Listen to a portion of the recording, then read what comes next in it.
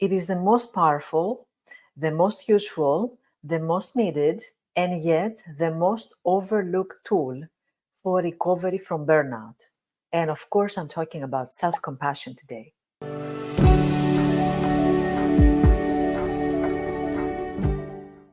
Thank you very much for being here. Thank you for watching. My name is Vassia. I'm a psychologist, an expert on perfectionism and burnout, and you know very well why these two are connected with each other.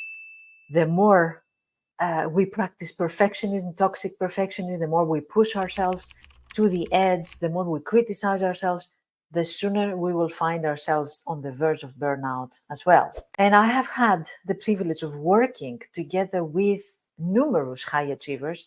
And I'm talking specifically about high achievers because I know these are the people that really want to have an impact on the world, and they push themselves all the time for more effort, for more work, for more impact. And of course, because they do care about others. And I've worked with them, professionals and entrepreneurs. And despite their numerous accomplishments, they often struggle with burnout and with the sense that they haven't achieved, they haven't accomplished enough. I welcome you today. We're going to talk about the antidote to self-criticism. And I'm here in the surrounding area of Nijmegen in the Netherlands. And I'm here because I'm writing my book on, of course, perfectionism. So stay tuned because you're going to hear more about it in the coming weeks and coming months. Today, we want to discuss three things: how the lack of self-compassion can lead to further exhaustion. Also, what is the pivotal role of self-compassion in resilience and recovery from burnout? But also, what are some practical things that we can do, strategies that we can implement in our life in order to bring more self-compassion and, of course, reverse this really negative and unhealthy effect that burnout has on our lives. Let's see what happens when we lack self-compassion. The first thing that we do is we deny help. We don't take help because we actually think that we don't need help. An example that I heard very recently was of a woman who said, I am okay, I'm not sick, I'm doing fine, I don't need help. I'm going to go through this by myself. And together with that, it goes also the notion that I caused that to myself, I'm going to get myself out of there. So you see, not only we don't allow help, but also we blame ourselves. We think that we caused that to ourselves and we should be punished for that. We should fix it ourselves. So denying help, taking the blame, and internalizing every mistake. It's my fault. And of course, the constant, unrelenting self-criticism, the unrelenting standards we put to ourselves that I'm going to get out of there, or that I'm not doing enough work, I should work more. We focus on the flaws instead of focusing on the accomplishments and the small wins. Let's replace the word accomplishments with the word small wins. We need to start seeing the small wins if we want bigger ones. And that, of course, increases our stress levels and totally erodes our self-esteem. How can we fight burnout if we don't believe in ourselves that we can actually do that? So it's really the harsh self-treatment. Burnout and self-care, they don't go well together. We do burnout because we don't practice self-care. We don't allow ourselves to practice self-care. And then, of course, that prevents us from seeking the support we need, but also it drains our emotional and physical resources. So why is self-compassion so important? And for me, as I said in the beginning, it's the most powerful tool. It's the one thing you definitely need to practice among, of course, all the other things, but that's pivotal. Self-compassion is the permission we need to give to ourselves in order to take care of the pieces that hurt. Self-compassion is the permission. Before we go to all the other strategies and all the other tools, we need to give permission to ourselves to take care of these pieces that hurt.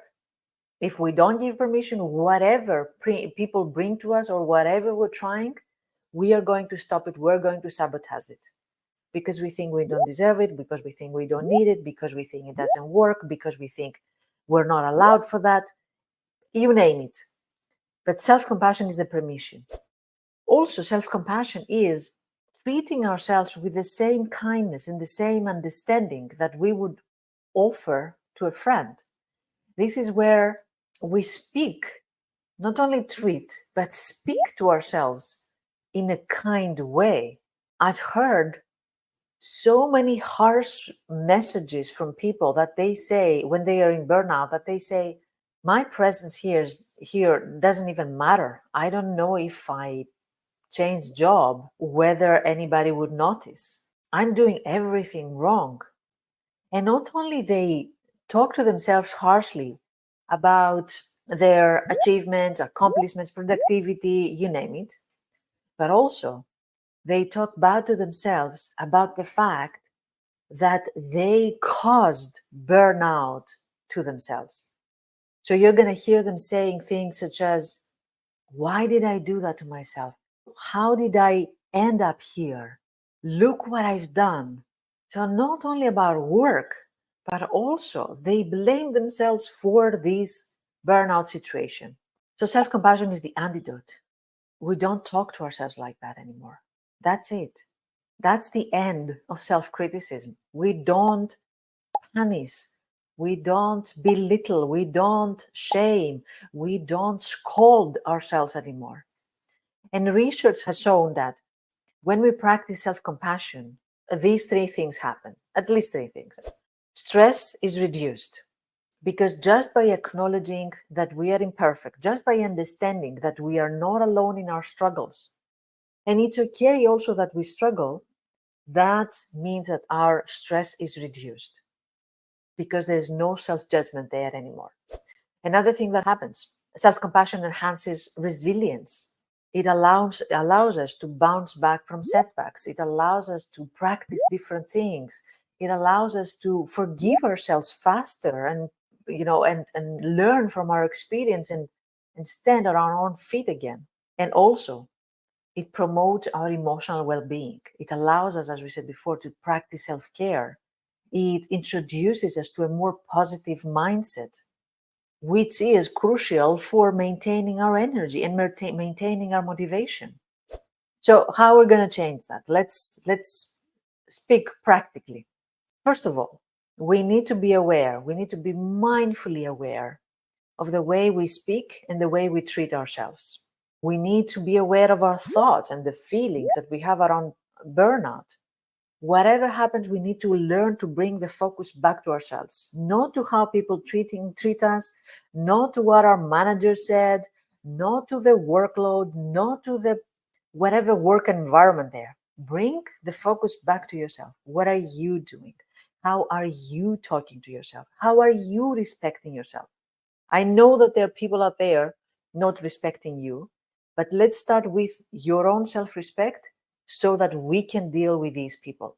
So when you notice these self-critical thoughts, pause and learn, either, by reading some books or with your therapist, learn how to reframe them. This is actually the work that we are doing in the program From Depleted to Radiant. This is the program, a burnout recovery program that lasts 4 months, and we really go deep and we transform the mindset, the habits, the way we treat ourselves, our self-care, our boundaries. We do all the work. So you can find more information at antiloneliness.com, and you can join the waiting list because this group starts only twice a year. So put your name there, put your email there so that I can let you know when the next one will start. And you can actually learn how to do all these things that we're saying now. The other thing that we learn to do is be kind to ourselves, what we call as self-kindness. Treat yourself with the same kindness you would treat your best friend. And actually, I'm going to take it a little bit further. With the same kindness you would speak to your child, or you would want somebody to treat your child. Would you say to your child, look what you've done to yourself, and if you would not be here, nobody would miss you, you wouldn't say this. Then why would you say that to yourself? That's what we need to change. Not allowing any harsh comment or criticism for whatever reason, not allowing to ourselves. If a friend would come to you feeling overwhelmed, you wouldn't criticize them. You would actually support them, validate them, stay with them, sit with them. The same thing you need to do for yourself. Another thing that we need to do is recognize common humanity. When we blame ourselves for being unwell, sick, or being on a sick leave, or not being able to be as productive as we used to be before, when we blame ourselves for all these, we're actually treating ourselves as if the whole world is doing great and never get sick, and we failed massively in just being human. While the reality is the exact opposite, is what Christine Neff calls us common humanity, which means that everybody gets sick. Everybody has a point in their life that they are not as productive. Everybody in their lives, they need to take at some point a sick leave and take care of themselves. Everybody. You're not different in that. You're just experiencing the human experience. This is the human experience. There's no wrong in that. It's just the human experience. You didn't cause that. You didn't wake up in the morning thinking, how am I going to harm myself? So recognize common humanity, understand that everybody makes mistakes. You're not alone in your struggles. Another thing that we can do, number 4, start setting some healthy boundaries. This is where we learn to say no. This is where we learn, and that's very important, learn to deal with our guilt when we say no. It's not the saying no, it's the learning to deal with the guilt when we say no. That's huge. That's massive. We need to really to work on that. And that's what we also do from already the first month in the program From Depleted to Radiant.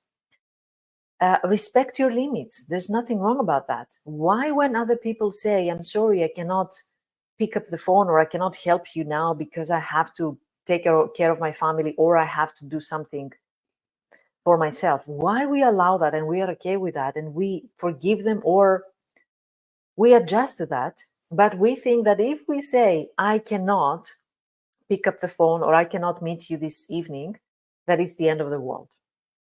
Practice self-care. Reframe these boundaries. Respect your boundaries. This is a form of self-love and self-compassion when you respect your own boundaries. And last but not least, include some self-care practices in your life every day. Incorporate regular self-care rituals, exercise, meditation, your own hobbies. What brings fun in your life? You don't need to work X amount of hours in order to rest or to have fun. No, that's a right that you have from birth. That's a birthright. You have the right to rest and to have fun. Self-care is not a luxury. It's a necessity in order to maintain your own well-being. So I hope I gave you an idea about what is self-compassion, what happens when we lack self-compassion in our life, how self-compassion promotes our well-being and mental health, and also the 5 practices about self-compassion, the self-care, the setting boundaries, the common humanity, and self-kindness and mindful awareness. I hope it was useful. If you're struggling with burnout and overwhelm and mentally and physically feeling fatigue, then add your name in my waiting list about the program From Depleted to Radiant. And I would love to support you, find your energy, find your joy and your motivation again. Thank you for watching. I'm here for any questions. Until next week, take good care of yourself.